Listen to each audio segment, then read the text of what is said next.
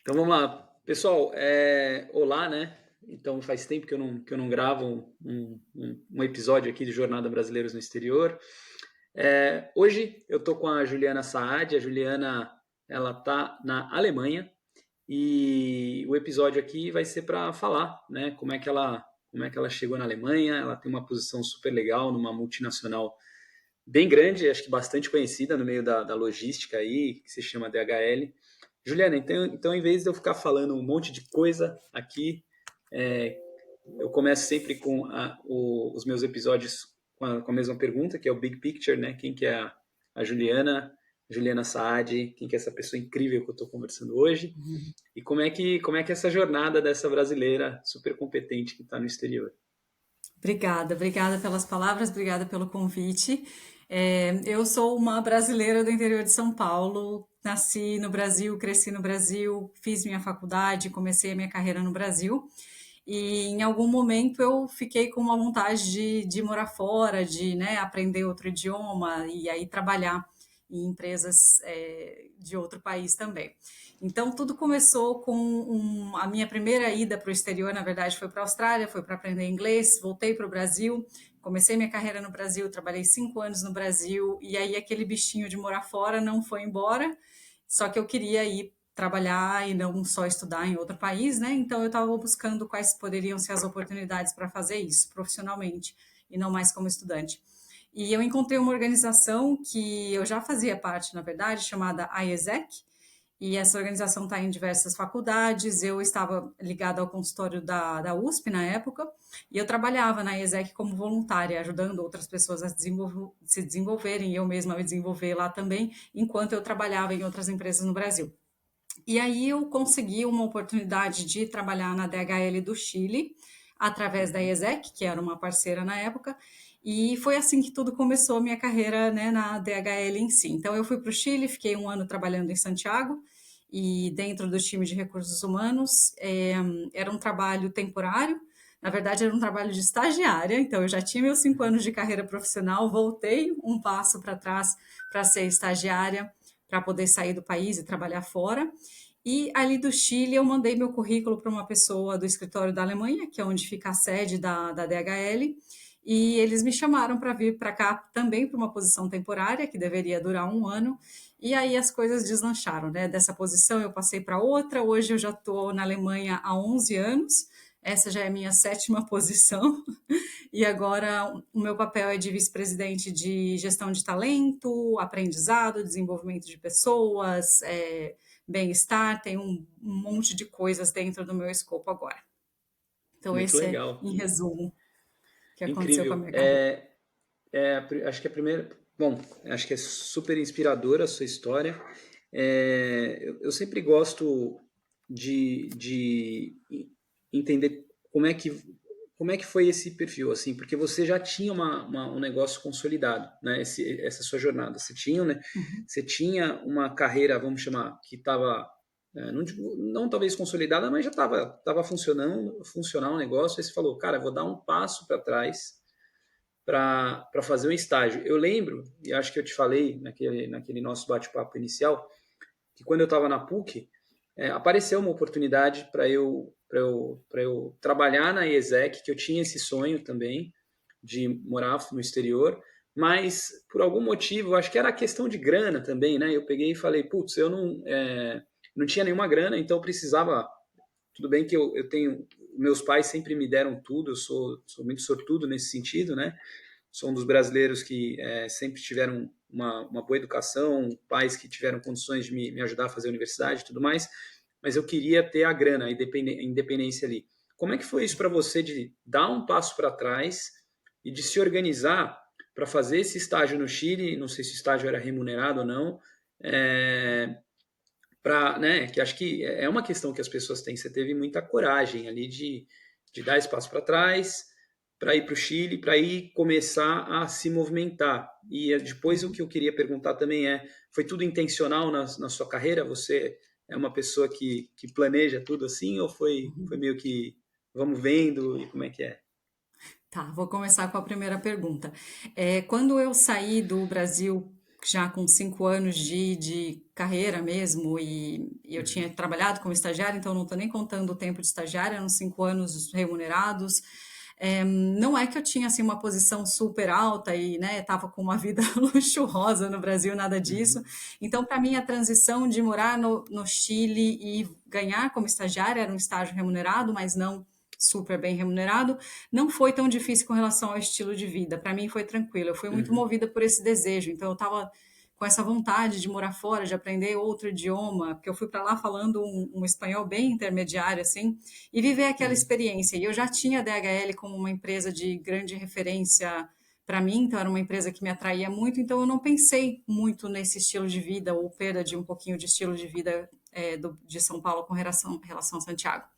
Isso não foi um tema. Quando eu vim para a Alemanha, também era uma posição remunerada, então o estilo de vida também não sofreu muito, porque não é que eu tinha um estilo de vida luxuoso em nenhuma das minhas experiências anteriores, então acho que isso ajudou. E aí fui Uhum. crescendo, o que melhorou com o tempo, né? Então, esse ponto não foi um problema. E aí, com relação a sua segunda pergunta, você pode repetir de novo, por favor? Da Desculpa. intencionalidade, né? Não, imagina, Ah, que sim, isso. Da planejamento de carreira, né? intencionalidade, planejamento. Você sempre planejou a sua carreira? Porque eu não, eu sou o contrário, assim. Eu acho super legal quando as pessoas planejam, eu fico curioso, né, para saber, mas eu não sei se você planejou, como é que é a sua Não jornada. planejei. E é engraçado porque hoje eu trabalho com gestão de talento, né? Então a gente olha para Uhum. carreiras de pessoas e a gente faz treinamentos ou webinars com funcionários da nossa empresa para falar sobre ser intencional na carreira. Uhum. Mas tem sempre um elemento de não ser possível planejar tudo na nossa vida. Por mais que a gente possa Uhum. fazer uma intenção e pensar, ok, pensar macro, eu quero atingir essas coisas na vida, coisas vão acontecer no caminho ou para te desviar ou para te atrair para outros caminhos. Então, eu não planejei exatamente a minha carreira. É, eu fiz uma transição de carreira não só em termos de mudança de país, mas de tópicos também. Então, no Brasil, eu me formei em publicidade. Eu trabalhei primeiro com uma posição em vendas e a minha Uhum. segunda posição era em pesquisa de mercado. E dentro da ESEC foi que eu comecei a me interessar pelo mundo de desenvolvimento de pessoas. Então, eu também usei o estágio da ESEC na DHL para fazer essa transição para o mundo do RH. Então, esta foi talvez um pouquinho planejado, mas um planejamento de curto termo.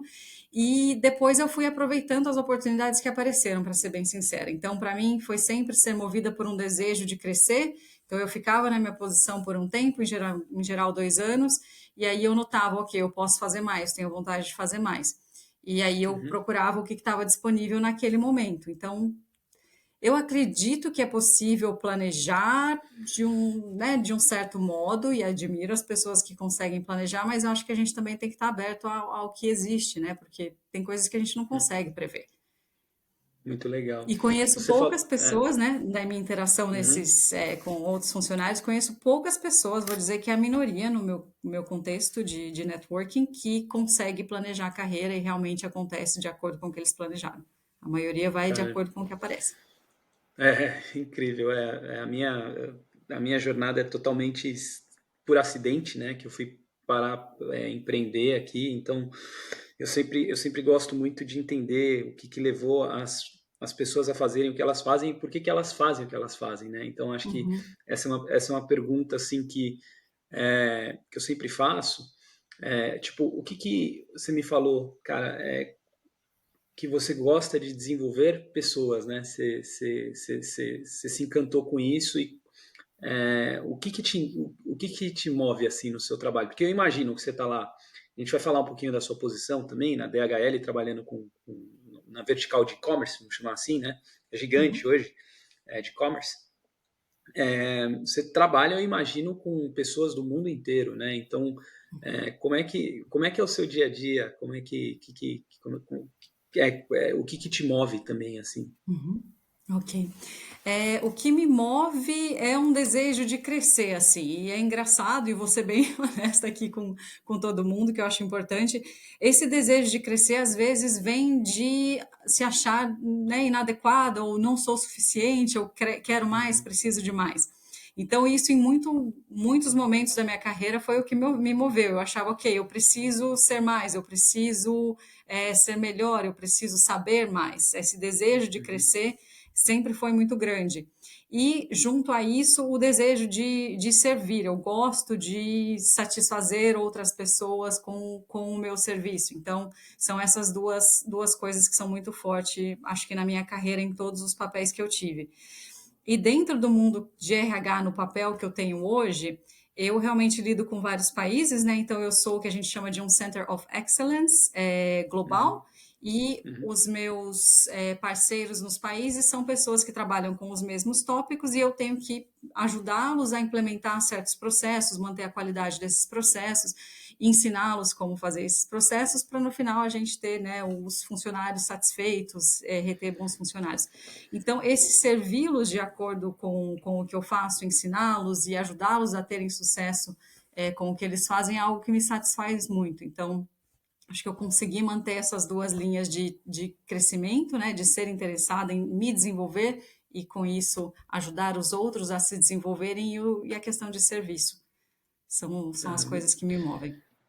muito legal, Juliana. E assim, dentro do que você faz, dentro da tua profissão, quais são. Você chegou na Alemanha, né? Você saiu do Chile, se movimentou, conseguiu Uhum, essa oportunidade na Alemanha, foi crescendo na Alemanha. Eu quero falar de trabalho, mas também dos desafios culturais, por exemplo, e das uhum, coisas que você viveu aí, porque está tudo junto, interligado, assim. Por exemplo, eu eu gosto de falar de mim para trazer a minha experiência Dinamarca, né?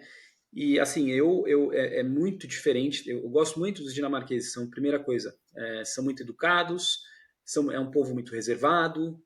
Eu acho os dinamarqueses até mais laid back, mais tranquilos que os alemães. Acho que na Alemanha, e uhum, sendo falando de forma grosseira mesmo, né? Eles são mais talvez protocolares. A Dinamarca tem uma informalidade um pouco maior, mas ainda assim, sendo um brasileiro morando aqui, cara, é diferente, né? E eu tenho um perfil mais empreendedor, mais expansivo. E isso para mim foi uma questão, né? E ainda é. Eu tenho que me segurar muito, né? Às vezes eu acho que eu quero as coisas feitas, eles tem um jeitão mesmo, mas talvez porque eu sou empreendedor, eu trago isso, né? São 10 anos uhum. empreendendo entre países e tal. Para você, assim, quais foram, acho que os desafios, talvez, de culturais e de trabalhos e de lidar com várias culturas e com alemão você estava no Chile, depois foi para a Alemanha, não sei, eu queria entender um pouco disso, né? Uhum. Legal. Eu acho que é muito importante considerar o que você mencionou no começo. Quando a gente muda de país, não é só uma questão de mudar de trabalho, né, e mudar de empresa e entender um contexto profissional. A gente muda toda a nossa vida. Vai ter coisas que a gente não esperou com relação a se adaptar ao clima do país, a Uhum, protocolos sociais, a como as pessoas fazem amigos. Então, todas essas coisas elas vêm juntas. E quando eu converso com outros, né, estrangeiros aqui, as coisas começam a pegar justamente na parte pessoal, até mais do que na profissional. Com uhum, relação à minha experiência, eu vivo num contexto de muita internacionalidade, então o meu contato com a cultura alemã e com alemães no trabalho, ele é limitado.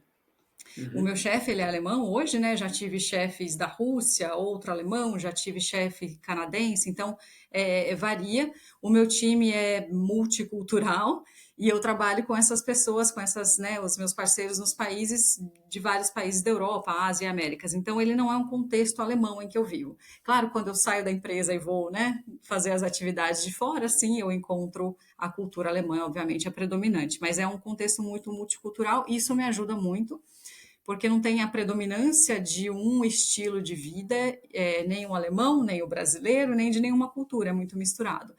E eu me adaptei aqui mantendo relações com pessoas de vários países. Então, a minha integração dentro da sociedade alemã, ela é limitada. Ela é limitada com Uhum, relação ao idioma, ela é limitada com os meus contatos, né, que são a maioria de outros países e não alemães. Foi uma maneira que eu escolhi de viver bem uhum, aqui. Eu conheço uhum. pessoas que escolheram, né, se adaptar super e se integrar muito à Alemanha, mas não foi a minha opção. Não, acho que isso é tão legal que você está falando, porque é tão particular e eu me identifico muito com o que você está me contando, né? Particularmente eu estou num momento de transição de carreira Uhum, e eu fui chamado para uma entrevista na semana passada para uma empresa bem grande aqui da minha cidade, chama Universal Robots. E assim, o cara que estava me recrutando ali, ele é italiano. E em um dado momento da entrevista, ele falou: como é que você vê é, liderando e orquestrando uma empresa internacional, mas que você vai ter que lidar com dinamarqueses também? Eu estou acostumado. uhum, Né? E eu falei para ele: olha, essa é uma questão minha que eu imagino que também seja sua como latino, mas eu vou falar do meu jeitão aqui, né? Tem que fazer, tem que fazer, porque é o seu e o meu que está na reta. Assim, Juliana, uma coisa que eu acho que é super interessante é que é muito comum os estrangeiros estarem. A gente está na mesma, né? De certa forma. uhum, Então, para mim, esse foi muito curioso que foi um italiano ali que falou: pô, esse perfil é relevante e é para go-to-market ali.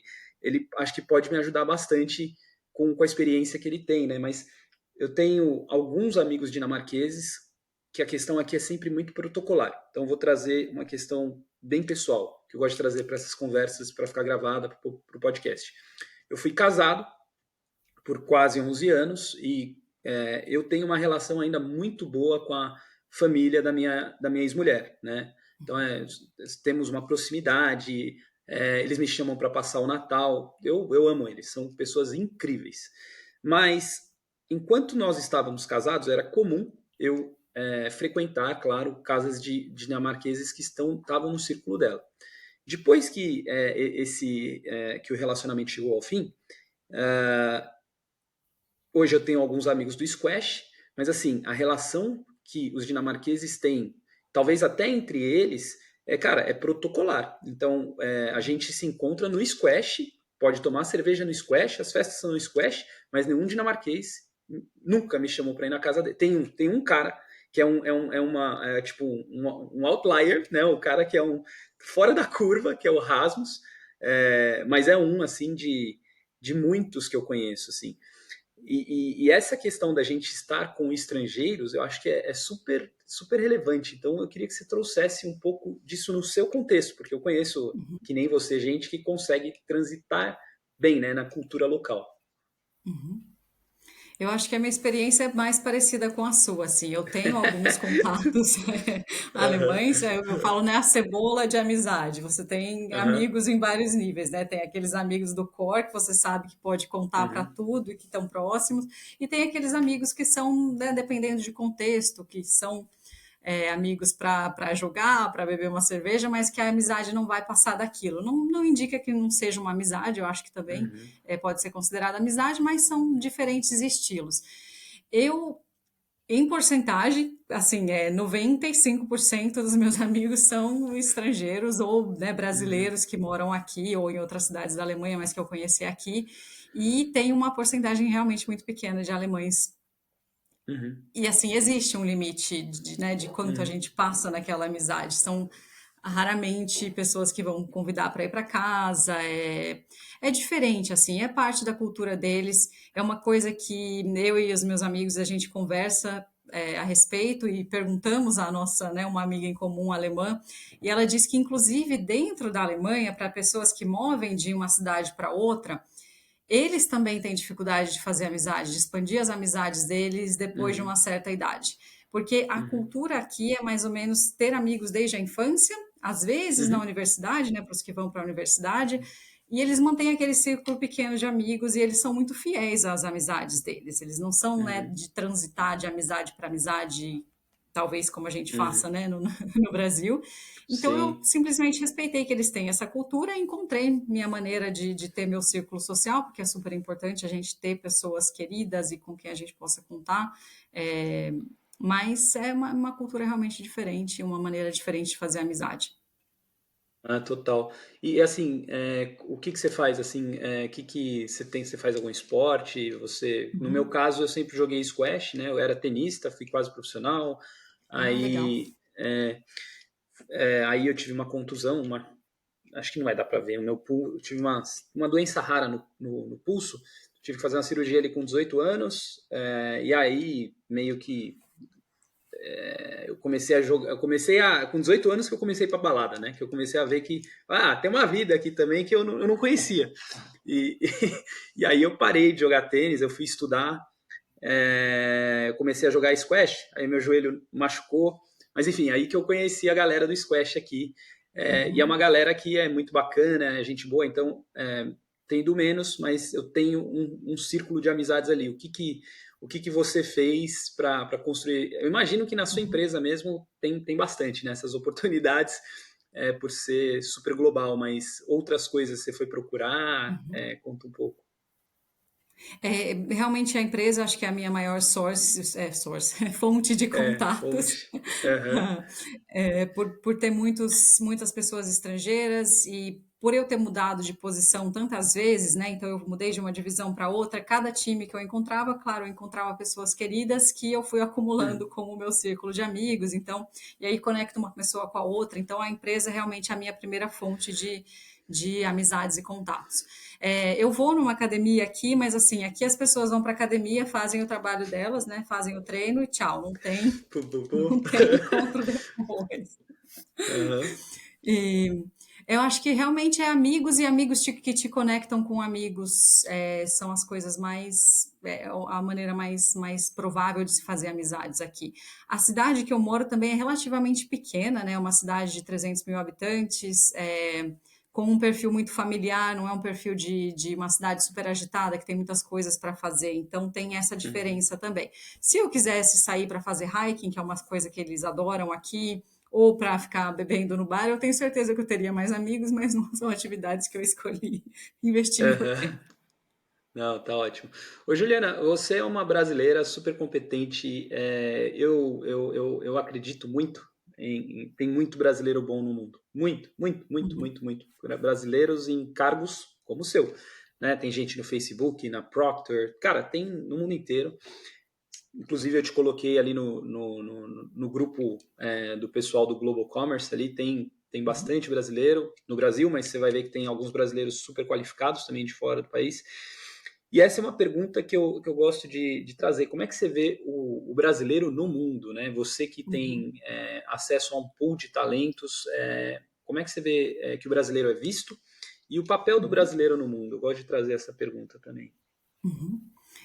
É, como o brasileiro é visto? Eu acho que é muito difícil para mim generalizar, porque vai Uhum, depender muito da experiência da pessoa que está, né, fazendo a análise. Algumas pessoas tiveram experiências com brasileiros e, né, se a experiência foi positiva, obviamente, eles vão expandir isso para uma generalização. E a mesma coisa, talvez pode ter sido uma experiência negativa. Então, eu não sei te dizer se tem uma visão geral. Acho que a gente é visto como pessoas alegres, espontâneas, uhum, comunicativas, né, em comparação a alguns países europeus ou alemães, mais criativos. Eu acho que são coisas bem genéricas que a gente pode falar. E que são estereótipos, né? Não vou dizer que é verdade em todos os casos. Mas coisas que eu observo do brasileiro, assim, e é uma observação concreta de ter trabalhado com vários, eu acho que o brasileiro, em geral, há uhum, exceções, gostam de ir além. uhum, Então, são pessoas dispostas a fazer o trabalho, arregaçar as mangas, fazer o que tem que ser feito e ir além também. E o que eu uhum. noto muitas vezes em colegas europeus, e estou falando de generalização, pedindo perdão, porque eu sei que não é correto para 100% dos casos, mas eles vão até o limite, aqui está a minha job description, eu faço Não, mas é aqui, isso mesmo, né? eu vou respeitar minhas férias de 30 dias, eu não vou nem me preocupar se, né, tem alguma coisa a ser Uhum, planejada antes disso. E quando eu trabalho com brasileiros, existe a preocupação, ok, as pessoas estão dependendo de mim e eu vou fazer o máximo que eu puder e até um pouco mais para servir. Eu acho que essa questão do serviço é muito visível na nossa cultura. Inclusive, em serviço mesmo, né? Em restaurante, Uhum, é, negócios relacionados a serviços. A gente tem essa questão de querer agradar o outro. Pode até ser uma uhum. falta de autoestima, né? Podemos discutir isso, mas a questão de agradar o outro com o nosso serviço é algo presente e eu acho que é algo importante para destacar os brasileiros fora também.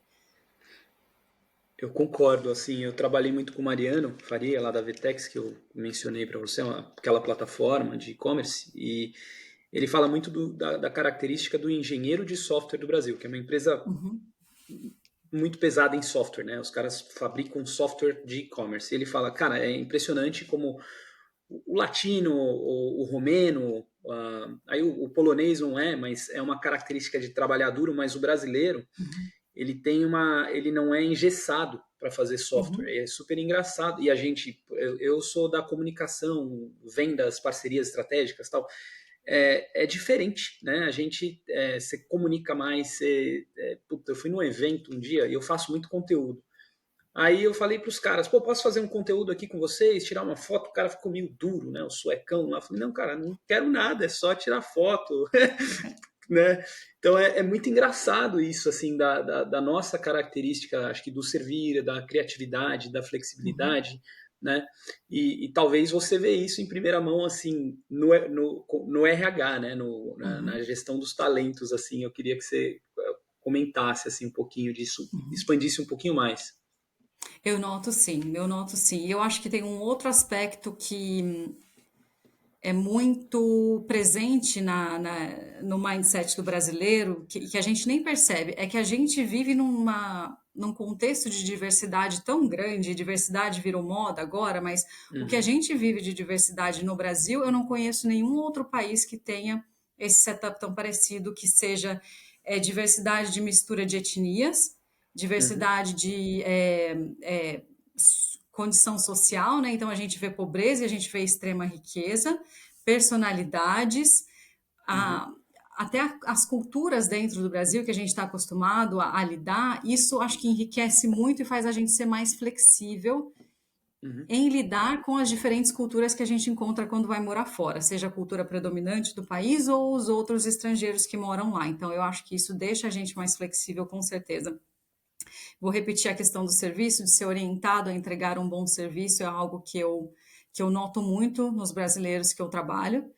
É, uma alegria de viver, né? De ver o copo cheio em vez de ver o copo vazio. Isso faz a gente ser mais voltado também às soluções, porque já pensa que é possível. E Uhum, por ter dado jeitinho muitas vezes na vida de, né, de ter que resolver situações que a gente precisa resolver, que às vezes na Europa são situações que o governo resolve para você, ou que um protocolo tem a resposta e a gente não tem essa resposta no Brasil, faz a gente ser mais flexível, mais criativo, mais voltado às soluções. Então, são características que eu noto. De novo, né, vai ter exceções, com certeza em toda cultura vai haver exceções ao geral, mas são coisas que eu noto, sim, no talento brasileiro. não, muito legal. Conta aí de umas situações desafiadoras, inusitadas que você viveu na Alemanha nesses anos aí, do ponto de vista cultural, trabalho, você não precisa mencionar nomes, claro, mas É, assim, de situações desafiadoras, para mim, é a questão das burocracias, é uma delas, né? A burocracia nossa, a alemã Alemanha não tem dinheiro, né? Quer dizer, cartão em vários lugares, meu Deus do céu. melhorou muito depois da pandemia, eles Aham, evoluíram muito, mas assim, e eu conversei com uma espanhola ontem também, então, né, um país não tão uhum, longe daqui. A gente chegou aqui e não pode pagar com cartão. E aí, quando uhum, aceitam cartão, é cartão de débito. Cartão de crédito era um bicho, assim, desconhecido. uhum, Já tive situações outro dia em um restaurante, fui jantar com uma amiga e não aceitava cartão. A gente uhum, estava sem dinheiro. Tive que, né? aham. Ela ficou no restaurante, eu saí para buscar um caixa para tirar dinheiro. Tipo, acho que no Meu Brasil eu Deus não do vejo céu. um caixa para tirar É. dinheiro há décadas. Você vê, mas também você vai falar, putz, né? E a segurança também. Né? Exato. E aí tem o oposto, né? Daqui da segurança eu posso tirar quanto de dinheiro eu Uhum, quiser. Vai ter, né, uma pessoa pedindo dinheiro fora do caixa. Isso é uma coisa que uhum, talvez as pessoas não esperem da Alemanha e vai ter. Mas eu uhum, posso sair quanto dinheiro eu quiser do caixa, ninguém vai se aproximar. Eu tive uma situação no dia que eu cheguei na Alemanha, né? O dia que eu realmente eu vim direto de Santiago para cá, que me deu um pouco do contraste das personalidades que eu iria encontrar aqui. Então eu estava vindo do aeroporto de Frankfurt para Bonn, em Uhum. trem, e eu tinha o meu bilhete de trem, eu não sabia exatamente qual que era o meu vagão, e eu fui sentar sem querer na primeira classe. E o meu Vixe. ticket não era de primeira classe. Aham. Aí veio a guardinha, né, do trem, e ela foi super grossa, extremamente grossa, falando: ah, você, se não é o seu lugar, você tem que sair daqui e sentar no seu lugar. E nisso, um casal que estava também no trem, um casal de alemães, eles viram a cena, ficaram extremamente constrangidos com como essa Uhum. policial, né, essa guarda me tratou, e vieram se desculpar por ela, sendo que eles não tinham feito nada de errado, e vieram me ajudar, né, a me encontrar o Uhum. meu lugar, etc., a carregar a minha mala e tal. Então, e é isso que eu notei depois na Alemanha, né? Tem essas pessoas muito raivosas, que tem uma raiva que não sei de onde vem, que te tratam mal, e Uhum. já vi muita pessoa sendo tratada mal aqui também. Eu tive poucas situações, e aí também assim, essas pessoas maravilhosas que vêm te ajudar sem precisar, né? Eles não tinham feito nada de errado e quiseram me ajudar. Então, são coisas assim pequenas. Eu nunca tive uma situação super, super de vício. Tem as burocracias, né, de declaração de impostos, é, Uhum. entender as cartas. Eles mandam muita carta. No Brasil, a gente resolve coisas, né, ou por telefone ou por e-mail. Aqui não, aqui é tudo por carta. Se você quer desconectar a sua internet, mudar de internet, você tem que mandar uma Nossa. carta. Então, são coisas pequenas, assim, mas nunca tive Uhum. uma situação terrível, assim. Não, mas essas coisas pequenas, quando você vai empilhando, né? Ah, tem que falar com o Sim. médico. Médico aqui, cara, eu vi esses dias no Insta, uma coisa muito engraçada. O cara chega morrendo assim, toma um paracetamol. Sabe? Aqui na Europa, né? Tipo aqui na Ou Dinamarca é um igual. Minha chá. filha tomou um chá. Chá eu nunca Um vi, chá, mas aqui eles te dão chá. você tá. Nossa, minha filha quebrou a mão. Aí eu olhei e tava ficando roxo, assim, sabe? E ela tava na escola. E eu, Inês, como é que você tá? Ah, papai, eu acho que eu tô bem. Tá doendo um pouquinho, eu não consigo. Ela não conseguia fazer assim, né? Aí eu liguei no hospital Caramba. desesperado. Olha, acho que minha filha quebrou a mão. Bom, tipo, era 9 da manhã. Aí a mulher falou: primeiro, liga a câmera aí. Ela ligou lá no celular. Acho que não tá muito legal. Elas começaram a falar. Ah, Uhum. passa aqui no hospital, tipo, sei lá, 1 da tarde. Eu falo, cara, é surreal isso. 1 da tarde, e se ela precisasse de uma cirurgia? Tipo, é minha cabeça, né? Uhum. Enfim, essas coisas eu acho, né? Tipo, tomo paracetamol, é diferente. Mas o país É funciona, né? diferente. Então. O país funciona, mas assim, Uhum. do padrão, e acho que o sistema de saúde você tocou num ponto muito crítico para mim, Uhum. especialmente para quem tem família, né, mas para todo mundo. O sistema de saúde europeu ele é muito diferente do brasileiro. É, E claro, a gente muito. está comparando brasileiros que tinham uma Uhum. situação relativamente boa no Brasil e acesso a bons médicos, bons hospitais, etc. Aqui, realmente, essa espera vai ser muito longa. Não importa se você tem um seguro de saúde X Uhum. ou Y, vai ter uma espera muito maior do que a gente teria no Brasil para uma coisa que talvez seja séria. Então, você me lembrou de um episódio que eu tive também. Eu tive um sangramento muito forte e eu Uhum. fui em um hospital. Eles não me atenderam porque não era, né, dentro do escopo deles. Me mandaram para um hospital Uhum. tipo 20 minutos longe dali. Então, e para mim volta na questão do serviço, né? Às vezes a gente Uhum. encontraria maneiras de lidar com essas situações, mas aqui é tudo muito protocolar, tem que seguir a regra. Não importa se Uhum. você está passando super mal, eu tenho que seguir minha regra, eu tenho uma linha de pessoas esperando, eu vou seguir aquilo. Então, o Uhum. sistema de saúde realmente é algo que quem quer morar fora precisa considerar. Muito bom, muito bom. Ó, a gente já está em 33 minutos e eu poderia ficar falando com você por 2 horas tranquilo aqui. Eu queria que você, todas as pessoas que eu trouxe aqui, ou elas foram, eu acho que é mais ou menos isso mesmo, ou pela educação, é um dos caminhos Uhum, para morar fora do Brasil. Então, no seu caso, vamos dizer que a ESEC, bom, você teve o estágio, né? Foi um uhum, caminho ali que tem parceria com a faculdade e arrumou esse estágio, e aí você fez uma movimentação trabalho. Ou é pelo amor, no meu caso, eu fui casado, né? E aí acabei parando aqui na Dinamarca. Então você tem educação, você tem o amor e tem gente que é expatriado, né? Consegue se movimentar do Brasil, vamos chamar assim, para trabalhar fora. Então, educação, pelo relacionamento ou expatriação. Como é que você vê as oportunidades para quem quer trabalhar hoje fora do Brasil? Acho que antes de falar de oportunidades, vamos falar o que uma pessoa, na sua opinião, um profissional, né, tem que fazer hoje para construir uma carreira global. E depois a gente fala das oportunidades para finalizar. Para construir uma carreira global, para mim, a pessoa precisa estar antenada no que o mundo precisa. E aí, global é muito genérico, né? Acho que a gente tem que focar, talvez, em alguns países, se a pessoa quiser ir para países de certo perfil, né, de economias mais avançadas, ver o que precisa naquele mercado e desenvolver essas habilidades. E existe muita demanda para profissões específicas, não vou te dizer que vai existir para todos os tipos de profissões. Algumas, por exemplo, enfermagem é uma carreira super apta a receber profissionais de fora hoje em dia, porque a demanda está muito grande. Talvez profissionais de IT, apesar de que está um mercado mais saturado hoje em dia, dependendo da especialidade. Então, é muito, muito amplo para te dar uma resposta genérica. Possibilidades existem.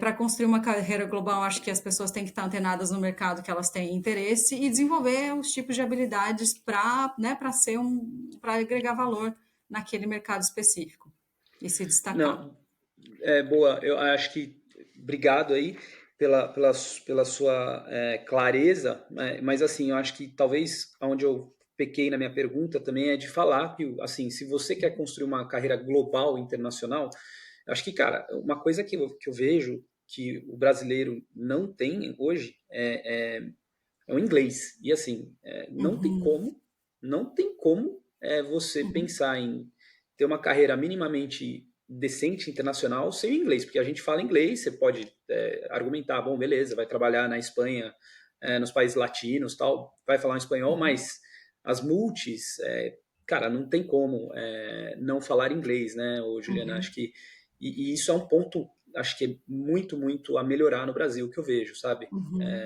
Ainda, né? Ah, com certeza. Eu acho que eu nem pensei no idioma, porque para mim é tão claro que o Uhum. idioma É é a default, primeira é. coisa. Eu não tem como você pode ter Uhum. todas as outras skills do mundo. Algumas profissões eles vão trazer profissionais, vou citar a enfermagem Uhum. mesmo, na enfermaria, e vão te treinar no idioma, mas isso é Uhum. raridade. Vão ter que ser profissões Uhum. muito específicas. Para posições de business, especialmente, né, o mundo de negócios, você tem que falar inglês ou espanhol. Para quem quer Uhum. focar em América Latina também, o espanhol já é um ótimo começo, mas muitas empresas vão ser multinacionais, você vai ter que ter contato com a central que vai estar em outro país, e aí o inglês é a ponte de tudo. E, inclusive, para crescer e receber negócios, né, e talvez seja a sua área de conhecimento muito mais do que a minha, o Brasil precisa avançar muito no Uhum. inglês. A porcentagem de brasileiros que falam inglês hoje é muito baixa em comparação aos outros países, e isso Uhum. impede a gente de avançar em muitas coisas, inclusive em turismo. Tem gente que eu converso que fala, não quero, né, não tenho medo de ir para o Brasil pela segurança e porque as pessoas não falam Uhum. inglês. Só para Não, citar um é exemplo. isso. Total, assim, eu tava. Acho que foi 2 dias depois que a gente conversou, eu tive uma reunião lá no D&D, em São Paulo. Porra, o D&D recebe estrangeiros. Então, muitos, né? Ali em São Paulo, ali no. O D&D tem um complexo incrível nas Nações Unidas hoje, um hotel e tal. E aí chegou acho que o cara era alemão ali, parecia pelo sotaque. Onde que é a área de restaurantes? Na, na boca do hotel, assim. E a menina falou: Olha, eu não sei falar inglês, desculpa. E tudo bem, eu entendo, né? Mas aí eu peguei e falei: Olha, tudo bem, com licença tal. Mas esse assim, é o básico. E falando da oportunidade desde o Brasil, para quem está lá, o cara que fala inglês, o profissional que fala inglês, o salário dele triplica. Às vezes, ele vale 2, 3 vezes mais por poder se comunicar. Não é só isso, mas já é tanta oportunidade que eu vejo lá, sabe?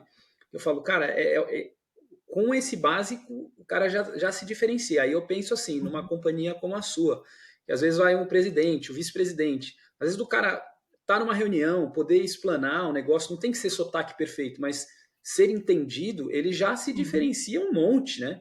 uhum, Então, e eu falo isso para as pessoas, às vezes parece que eu não estou falando sério, tipo, eu não sei, sabe? É muito importante, né? uhum, Até para ter mais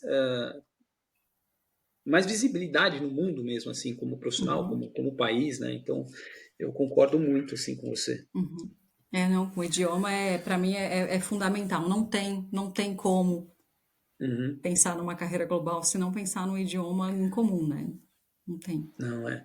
Juliana, assim, você falou uma coisa antes da gente finalizar que você falou das habilidades, assim. Eu queria só talvez um pouquinho do que você tem ouvido aí da inteligência artificial, o que você tem ouvido aí Uhum, esses dias, as conversas aí na DHL. Isso é uma coisa que eu falo com a galera nos outros grupos, mas se você puder dar uma palhinha do que vocês têm ouvido, acho que seria uhum. super legal, assim, né? Como é que vocês estão vendo essa questão aí dentro?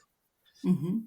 Eu acho que ainda é um tema muito amplo, né? A gente fala de inteligência artificial, acho que a maioria das pessoas hoje vai levar a imaginação para o Uhum, ChatGPT, que é o que chegou mais uhum, próximo das pessoas hoje, mas tem tantos usos de inteligência artificial no mundo da logística, por exemplo, no próprio processo logístico, né, dos uhum, sistemas que são utilizados. Como usuários finais, eu acho que a gente tem que estar antenado a desenvolver as habilidades de lidar com esses sistemas e ser flexível o suficiente para aprender, né? Então, isso é um dos focos que a gente tem dentro do meu escopo, que é de desenvolvimento de pessoas.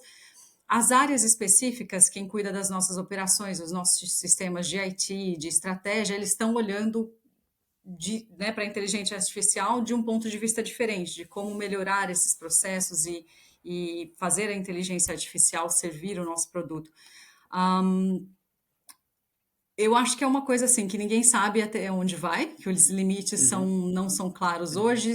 A questão de regulamentação para a inteligência uhum, artificial também não é clara, e a gente tem que estar preparado e flexível para o que vem. Pesquisar dentro da nossa área que é que a inteligência artificial já está impactando, para não uhum. ficar desatualizado e quando vier não saber lidar com isso. Então, eu acho que é uma questão nesse momento de se manter antenado, de tentar aprender habilidades de uso mais do que nada, que nem todo mundo vai ser desenvolvedor, né, de inteligência artificial Total. ou lidar profundamente. Hoje eu escutei uma entrevista acho que era da BBC, depois eu até posso te mandar, super interessante. Uhum, E o cara estava entrevistando um presidente de uma associação é, dos países, acho que era tipo, englobava a África inteira, né? E ali ele estava falando, esse presidente, sobre a questão bom, primeiro que os países desenvolvidos, claro, por conta de acesso à internet, a África acho que cara, só 30% da população no caramba. continente tem acesso à internet, ou seja, como que essas pessoas vão ficar para trás, mas também as oportunidades das empresas privadas educarem os jovens ali, né? E até talvez fazerem o upskilling, reskilling, que é o que muita gente fala hoje com questão de inteligência artificial. Então tem muita gente que está Uhum, na vanguarda da inteligência artificial. Então como educar a galera que você tem na empresa hoje, né, para que eles uhum, continuem sendo competitivos e, enfim, você estenda um pouco mais o labor force aí, o pessoal trabalhando por mais tempo. Essas são várias questões interessantes. Depois eu te mando, eu achei super legal. uhum. Acho que tem a ver um pouquinho aí com o que você faz. Bom, Juliana, muito obrigado. Foi um prazer enorme te receber por aqui. Talvez as últimas palavras aí, quem quiser saber mais sobre a Juliana Saad e como é que as pessoas podem te encontrar e saber mais sobre você. Obrigada primeiro pela oportunidade, pela conversa Claro, ótima e, prazer. né, também aprendo aqui com as suas histórias e fazer parte dessa sua comunidade que você está construindo. Se quiserem entrar em contato comigo, podem me encontrar pelo LinkedIn. Meu nome é Juliana Uhum. Saad, não tem outro sobrenome, e aí encontrar a Juliana Saad da DHL, que vai haver outras Juliana Saad, mas da DHL uma só. E aí podem entrar em contato comigo, mencionar esse episódio e a gente continua a conversa por lá. Aí sim. Então essa é a Juliana Saad, carreira incrível, história muito bacana. Juliana, muito obrigado. Obrigada você também. Valeu. Tchau, tchau. Deixa eu parar de gravar aqui. Stop.